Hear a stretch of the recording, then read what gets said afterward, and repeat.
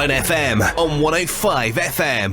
What's the buzz? Tell me what's happening. What's the buzz? Tell me what's happening. What's the buzz? Tell me what's happening. What's the buzz? Tell me what's happening. I'm going downtown tonight. What's going on?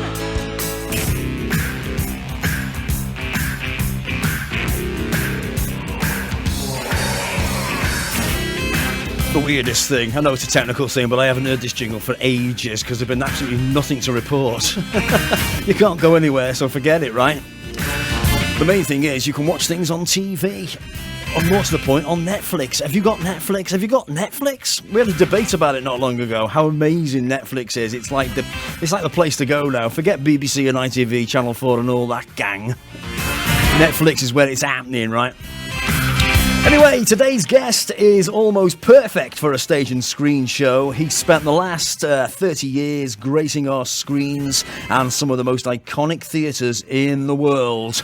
He's English actor Charles Edwards, and some of his credits include Batman Begins, An Ideal Husband, playing Michael Palin in the BBC Holy Flying Circus, a dramatisation surrounding the controversy of the life of Brian with Monty Python, of course. Downton Abbey, and most recently, the #1 trending Netflix original, The Crown. Are you watching it? If not, why the hell not? I caught up with Charles on Wednesday evening, and I started by asking Charles, actually, how this incredible year has been treating him. Here he is, Charles Edwards on the Stage and Screen Show.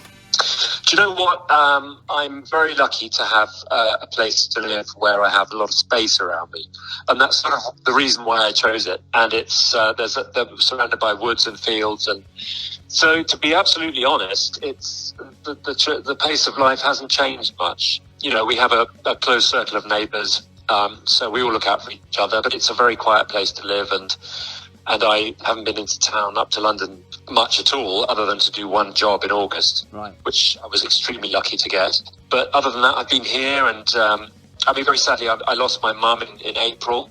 She had dementia, and it was April. She died on April the 8th. That apparently was COVID peak, but apparently COVID played no role in it. So she just sort of faded away very, very quietly, as was her way in life. She went about things very quietly and modestly, and so that obviously coloured my lockdown. And we had the socially distanced funeral with 10 people, but other than that, and like so many people are waiting for the moment when one can have a proper party for her and all that. But I was also supposed to be getting married, but that's now off that's gone on the back burner. Well, you've been hit by all ways, haven't you? Upside the head, as they say. Well, yeah. I mean, thankfully, no experience. I mean, it's recently. I have 3 brothers. One brother lives quite near me, and they've been so careful. And they suddenly got his wife tested positive. He tested negative. She was in bed for 10 days, feeling terrible. He was fine. I mean, it's just so weird how it makes its way through a family. You can't. You're spending your 24 hours with someone and you don't get it, and they do. It's just so weird. Yeah. Well, my son's in college in Manchester. 2 people in his flat got it, 2 people didn't, and they all live in the same house. It's weird. Yeah, it's pretty weird. It's really weird. I mean, like for everyone, it's just been a long, I mean, I am in a bit of a bubble, so it's easy to sort of feel quite cut off. But again, that's why I chose this place initially. So everyone seems to have been rather good at being able to kill time. Have you been good at being able to find your things to just do? And there's a lot to do here outside. There's a lot of gardening and stuff to do. I'm turning into that person. Yeah. I turned 51 this year, and I'm now enjoying gardening. And there's a lot to be getting on with. And I have a dog who needs constant entertaining and walking. So I've been quite busy. I have, yeah. Yeah, fantastic. So we both know each other from drama school. Was being an actor for you always on the agenda, or was it a late thing in life? No, I think it was always there. I had 3 older brothers, as I said. One brother. He's 7 years older than me.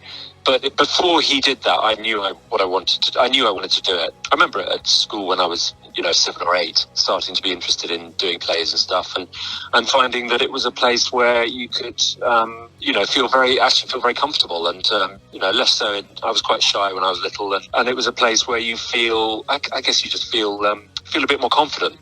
And also, you have scripts and other people's words. I'm more comfortable with saying other people's words than I had a very scary teacher. He used to make me feel very small in the classroom, and I became quite quiet as a result. And so it was good to get on stage and speak up a bit. So I've always do it since I was little. Yeah, definitely. So you had what? Did you say one brother was at RADA?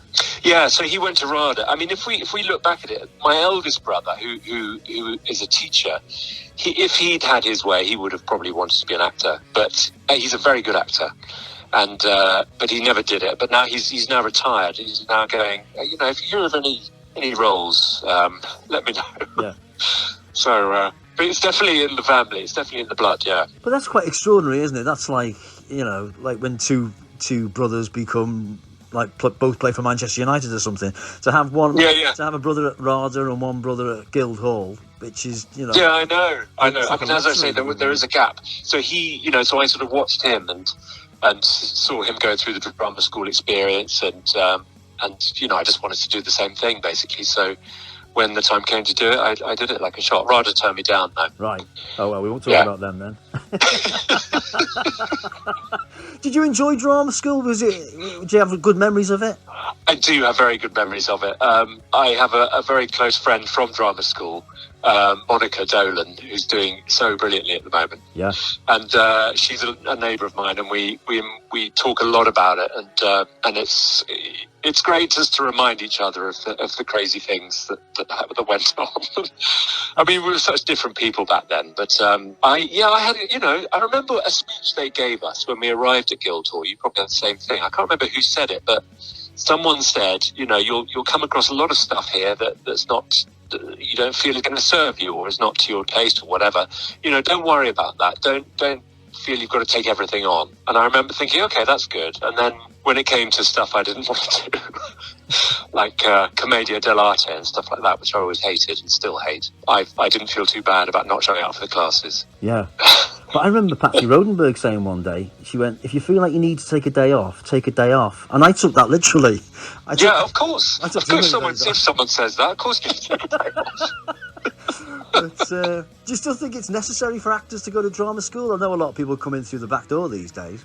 Yeah, I don't know how necessary it is. I've always slightly doubted that, simply because you look at some people in the industry and who haven't been to drama school, and they are doing incredibly well. So yeah. I don't think it's a necessity to succeed. I mean, it's there's still stuff I do in preparation for a role or for a performance that I learned, and I'm very grateful to have learned that stuff. But I think it's great in that for 3 years it brings a load of people together who want to do the same thing. And it's I think those 3 years, if you choose to go to college or university after school, I think wherever you go, 3 years with people of your age group and the same interests, it's going to have the same result. It moves you on to the next stage in your life, whatever you're studying. But no, drama school was great. I loved it. We were all there wanting to, we wanted to do, the thing. You got in 28 people or however many it is out of God knows how many thousands who apply. Yeah.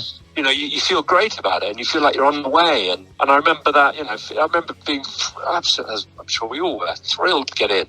Yeah. And, you want to give it your best shot. And well, absolutely. And everybody, it's a like-minded environment, isn't it? There's nobody. Yeah, very much so. Nobody's there because they're doing it for a gap year. They're all there for the same reason. And we. Oh, definitely, yeah. I mean, we mix with some of the biggest names in acting in this country at this moment. Monica Dolan, of course, and Ewan McGregor was in your year as well, and Daniel he was in the year just above. And I mean, it's quite phenomenal company, and not surprising really when people do as well as they did from that college. Yeah. It's amazing just saying those names, thinking that they were all there with us. It was extraordinary in that corridor, that gloomy corridor. Exactly. We were used to in the smoking hole, in the smoking room. That room, God. Oh, but it stinks in there now. Yeah.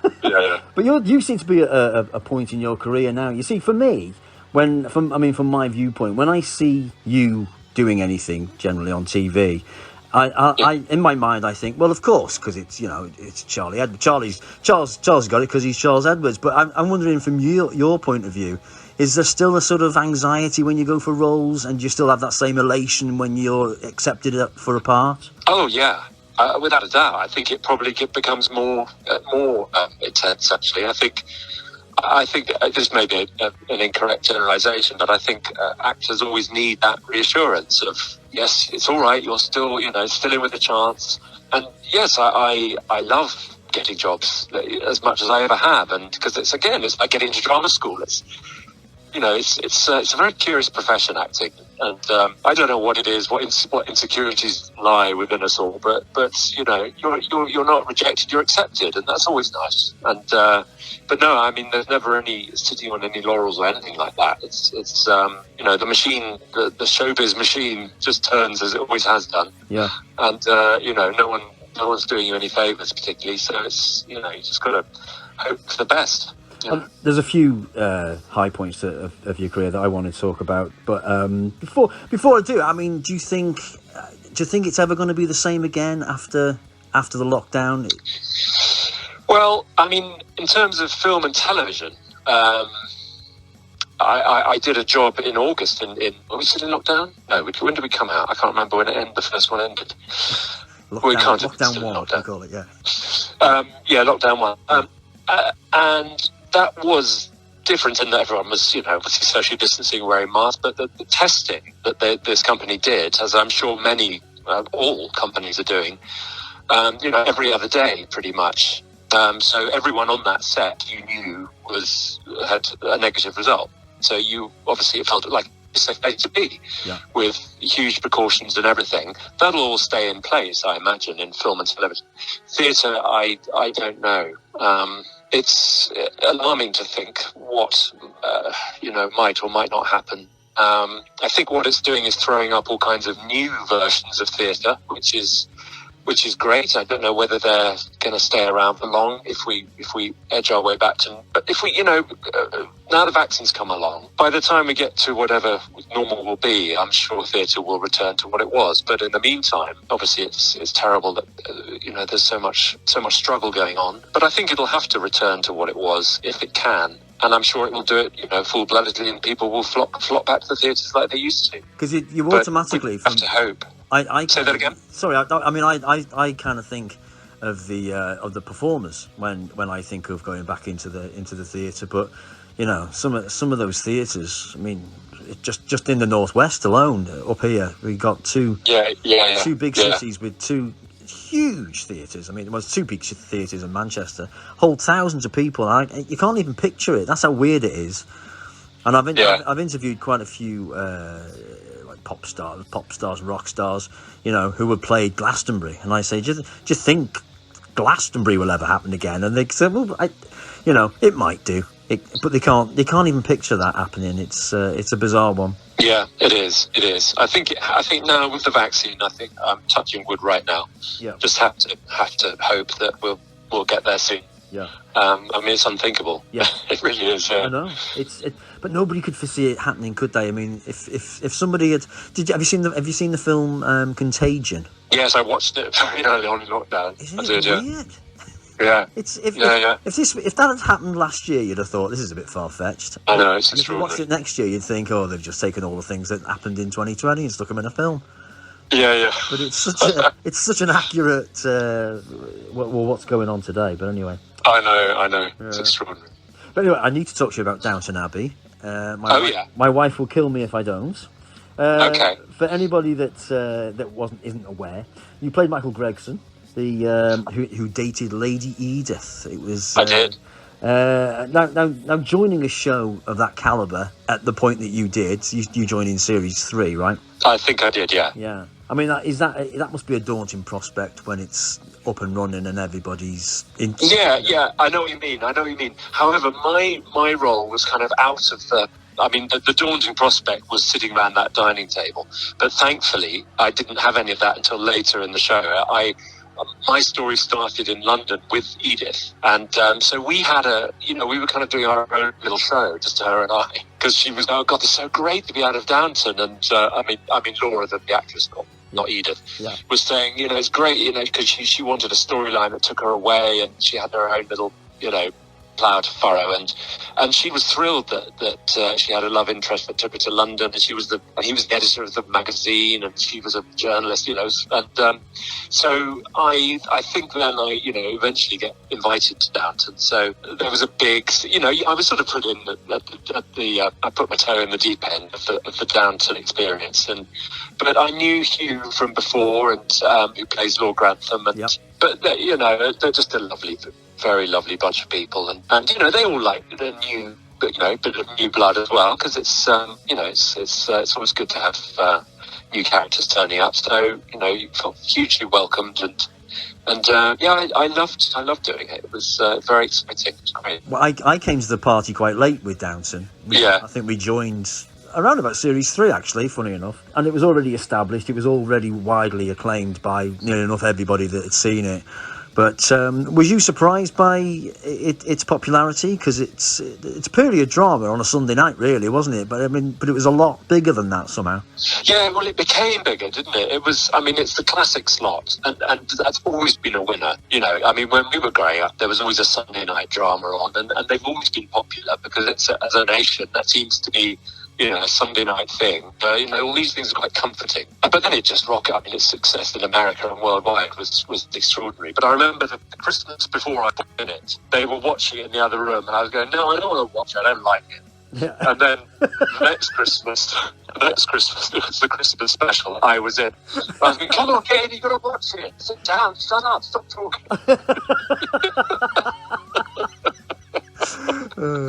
But you it was a bizarre kind of exit for you, really, because you kind of went AWOL, and then... Yeah, I never quite... There was just an announcement that you weren't coming back. It was bizarre, really. Was you aware of that before, or was you watching it and they went, oh, by the way, he's dead? No, I never heard... I never... It's just so weird how it happens. Suddenly, and there was a scene where I had to get Edith to sign something, and I had a line like something like, "If anything happens to me, I want you to blah blah blah." And I went, "Sorry, is this the beginnings of me being got rid of?" No, that's all about your company or something like that. And then I went in to do ADR, which is when you go in to do dubbing about revoicing stuff that maybe hasn't worked, or if they want to change the line. And I had to change a line in that bit.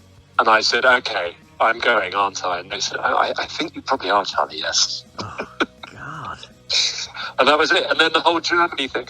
Yeah, first of all, I had a mad wife. And as soon as I heard about my mad wife, I was envisaging, oh great, there'll be loads of scenes in sort of asylums with, mad, what's the woman out of Jane Eyre up in the attic? Bertha. Yes, yeah. I was imagining something like that, but no, you never heard about the mad wife again. That was it. Yeah, I forgot about that. Anyway, that was great. It was great. I loved it. Yes, but it's one of those that you can kind of just having it on your CV is you're ticking a box with that, really. Yeah, and to spend so much time with Laura as well. As I said, she was so thrilled that her character was breaking out, and then bizarrely, in a bizarre twist of fate, she ended up marrying Harry Hatton Payton, who plays, I think he's called Bertie in it, and I took over the role in The Crown from. He played the role I'm playing in The Crown. He played it in series 1 and 2. It's so weird. So he was the younger version of you in The Crown, right? He was the younger version of me, yeah. It's so great, bizarre. This business, how these kind of things happen. But that leads us brilliantly onto The Crown, the most highly anticipated TV series of the year, I would say, the 4th series of The Crown. How was how was it? Because you joined again, series 3, right? I did, yeah, series 3. That's right. It was again an extraordinary ride, and it's 2 years. You're booked for a good part of a year each time, so you're fully immersed in it for several months. But again, all my scenes were with Olivia Coleman, and it just real. You can imagine, total treat to be doing that. And he kind of pops in and out. But he has a very firm place at her side, which is always very comforting to know that whenever the Queen's going to be in the scene. Chances are Charteris will be around somewhere. Yeah. So, and she's, total delight, Olivia. She's absolute joy to spend time with. So I had a really wonderful time. And what an extraordinary show. I mean, I've watched all of it already. It's just such an amazing looking piece of work, and everyone is so fantastic in it. And it's a huge thing to be part of. I'm very, very proud. But here's the thing with Netflix, because it seems to be the biggest kind of broadcasting network that there is in the world these days. To be in a Netflix original, I mean, again, you've pretty much won the lottery, really. It must be a great feeling to be offered a Netflix original. It is. I mean, and as I think most people who were in it for season 3 and 4 had loved seasons 1 and 2, which are wonderful. So it's even the actors who you would have thought would have been quite cool about being in something like that were so excited. So there was a real positive feeling on set every day, and Olivia's, obviously her brilliant ability at leading a company, but yet remaining totally relaxed, and she's just a wonderful tone for the whole thing. She looks like really good fun. Olivia She's Coleman. lovely. She is. She's a bit like Judi Dench. She is exactly what you hope she's going to be, and they are that. Both of them. They're very, they're wonderful company heads, but who would never admit to being a company head. You know what I mean? Yeah. They're just very, very lovely people. But you play the Queen's private secretary, and you also, strangely, played Diana's press secretary in the movie Diana. Do you get like a sort of a bizarre understanding and a respect for the royal family that might not have been there before? I think probably you do. I think particularly the Queen. I mean, it's just her. Whatever you think of the Queen, it's just all the stuff that the Crown plays heavily on, all the duty and it's actually quite moving. I think. Yeah. That someone can, however they got there, that someone can dedicate their lives to their duty, and unflinchingly, and whatever one may think about the royal family, I think to actually see it through is really quite something. And without any mucking around, or she's absolutely straight down the line, and I find it very, very touching actually. And I think that kind of comes through in the Crown. I think that's what Peter Morgan's after. I disagree with the fact he's trying to have a go at the Queen, as some people say. I don't think he is. I mean, he shows their class and their sort of reluctance to engage emotionally, which can make them cold. But I think especially when you've got someone like Olivia playing it, I think you see a lot more going on under there than just a sort of remote head of state figure. Yes, absolutely. She's got the ability to kind of exactly what she's thinking just from her eyes. You do, and I think that's nice to see that. I think it's nice to see a sensitivity in there and a softness. I think it's important. And it seems whether it's true or not, I have no idea. But I was just about to say to you, that it seems to be a big debate on nearly every TV show going these days. Did this really happen? This bit, and people are picking and choosing the bits that they hoped happened. I know. But my daughter says to me, does this happen, this bit, with Diana and Charles? And I'm like, and we were going, well, as far as we know, nobody can really tell. But I mean, my rule of thumb, I mean, if it's a conversation between Thatcher and the Queen, this is probably made up, because nobody would have ever got insight to what this is about, what happened. Exactly.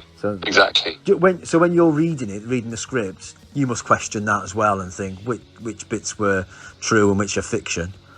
Well, you sort of, I mean, like you say, whenever it's a conversation between two people, I mean, which is pretty much a lot of the show, and between two people in a private room, of course it's going to be invented, but that's the premise of the whole thing. That's what Peter Morgan has done so brilliantly, with these moments of history that we all know about, but then he colours in the middle bits with what might have been said. Yeah. And I think the problem, a lot of people, particularly this season, are getting uppity about, that it's fact being sold as, it's fake news, basically. Yeah. And I think as it gets nearer to the present day, I can understand that being a worry in terms of, kids seeing what they, watching it and thinking it's history.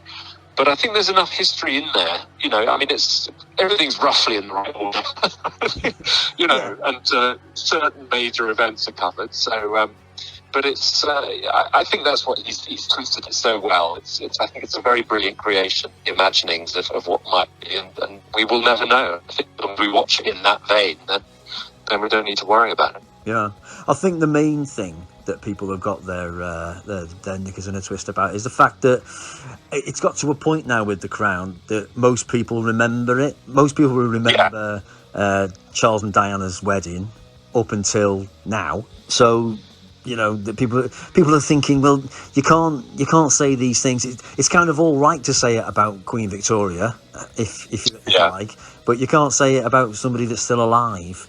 A lot of the royal family, but I mean, I kind of see that. I do kind of see that, and I think as we get closer to the current present time, I think that might be trickier. Yeah, I do kind of see that point of view. But I mean, my at the end of season 3, I said, "Do you think I'm coming back for season 4?" Because Martin Charteris actually retired in 1977, and which was the end of season 3. And Peter Morgan said, "No, we're going to keep you on. That's fine." And I said, "Oh, that's great, but I shouldn't be there really. It should be someone else." Right. But I didn't mind. So finally, are you? They announced the other day that they're going to do another 2 series. Are you involved in either of those, or? No, because it's a fresh. Yeah, every 2 series, it's a fresh change of seats. Everyone else gets chucked out, and there's a new lot coming in. Right. Unless Peter Morgan rings me up and says, "Look, I know Charteris would be 108 at this point, but I think we'd like you to come back." Which I don't think is going to happen. But no, it's Imelda Staunton and Leslie Manville and Jonathan Price. It's going to be quite something for the next lot, for the next 5 and 6. But I don't think that's going to be seen until 2022. Right. I think. Oh, right. Well, that's too long for me. I need it now. I know. That's the problem. I'm in the Netflix generation. I want everything today. Yes, I know. But it's great because it goes away for a couple of years and then it comes back with a great fanfare and everyone gets excited again. But everybody's kind of... I remember Ricky Gervais saying when Netflix first started, and he said, in the future, people are going to watch everything back to back. And I thought, I don't like the sound of that. And now I'm doing it. Yeah. Oh, God, yeah. I can't help it now. We sit there... we've kind of we've got ourselves into a bit of a routine of watching a bit of I'm a Celebrity, and then we'll have an episode of The Crown, and then bed. That's our routine. Oh, very good. Nice routine. Yeah. Well, there's a question for you. Do you ever fancy doing the Jungle? Oh, God, do you know what? I was watching it the other night, and I just couldn't. It was when, it was the 3 of them around the table. They spun the arrow round. Oh, Jesus. I just couldn't. Beverly Calon eating that, whatever the hell it was, and when the testicle burst in his mouth. I mean, I was gagging. I could not ever do anything like that. You could hear it pop. It was just horrific. I know. Well, my wife said to me, if you were a celebrity and we ended up going to North Wales, there'd be trouble. Yeah, there's a certain glamour that's been removed from it this year. That's for sure. Never mind. Charles, it's been an absolute treat to speak to you, my friend. Thanks ever so much for that. Not at all, Andy. It's a huge pleasure. It's lovely to hear you. And you, my friend. And you take care of yourself. And good luck with you. Is your wedding, has it been rearranged, or have you just put it on the back? No, we haven't done anything about it yet. So, we booked it twice, but had to cancel for various reasons. And so we just thought, well, let's just see what happens. Yeah. Probably next year. Right. Yeah. Well, when it happens, all the best, and you take care of yourself. Thank you. Cheers, Thanks very much, Andy. Take care. See ya. Bye. Bye. So, Charles Edwards on the Stage and Screen Show. We've had a few messages. Emma says, thanks for having that interview with Charles Edwards. We love The Crown in our house, and we binge-watched every episode. We love it. And Jackson says, can't believe you had Charles Edwards on your show. What an awesome talent. Absolutely correct. And Craig says, always a great interview with Andy Snowden. That's me. The Crown is outstanding. Full stop. Absolutely correct, Craig. Back in a minute. Brace yourself. It's Andy Snowden. Stage and screen.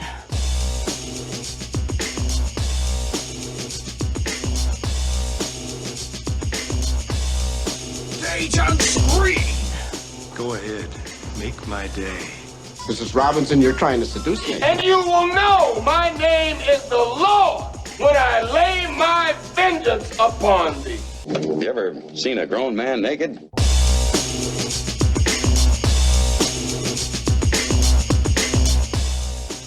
Here's Johnny. Life is a box of chocolates, Forrest. You never know what you're gonna get. Tell me about it, Steph. I see dead people. Stage and screen.